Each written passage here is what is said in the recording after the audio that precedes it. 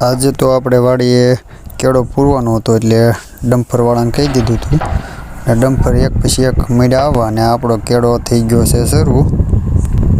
ડમ્પરના ડ્રાઈવરો સારા હતા, ધૂળ વ્યવસ્થિત ઠલવતા હતા અને જો મિત્રો આપણો કેળાએ ધૂળ વ્યવસ્થિત ઠેલવી હતી એટલે વાંધો બહુ ન આવ્યો। પછી તો આપણે લોડરવાળાને બોલાવી લીધા કારણ કે લોડર સિવાય સારો થાય નહીં કેળો ને આ કાનભાઈ છે અમારે। અને પછી તો હું લોડરમાં ચડી ગયો હતો કારણ કે કાનભાઈ કઈ રીતનું લેવલ કરે એ આપણે જોવાનું હતું કારણ કે આપણે લોડર શીખવાનું છે પાછું। એક વખત પાવડો માર્યો એટલે લોડર મળ્યું દોરવા અને આ થોડુંક સાઈડમાં પોળા નથી ખેતરમાં એટલે એ પાછી આપણે ઉપર નાખી દીધી છે।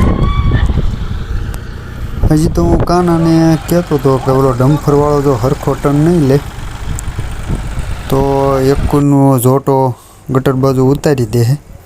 હજી તો એમની બે વાત કરતા હતા ત્યાં તો ડમ્પરવાળા એક ઝોટો ઉતારી દીધો પણ લોડરને ત્યાં હાજરમાં હતું એટલે આપણે એને ધક્કો મારીને કાઢી ખોતી દીધું અને રોડે ચડાવી દીધું આપણે એને। પછી તો અલ્પેશભાઈ ભાલાળા અને વિક્રમભાઈ બંને ઘરના ટ્રેક્ટર હતા એટલે એકની વાંહે દાંતી જોડેલી હતી ને એકની વાંહે થાંભલો, એ બંનેએ કેળાને સરખો કરવાનું કામ ચાલુ કરી દીધું। ડ્રાઈવર બે સારા છે એટલે લેવલે સરસ કરે છે। થાંભલો ધૂળ તાજી હતી એટલે વધારે પકડે છે એટલે ટ્રેક્ટરને ભીં ઘણી પડે છે, ટાંગામાં જ દે છે।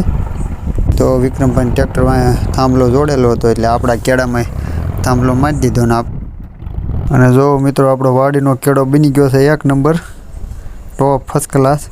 આમાં ફોર વ્હીલું ગમે તે વાહન ઢીંગ બીંગ ડમ્ફર ધોળ્યું જાય એવો કેળો આપણે બનાવી દીધો છે।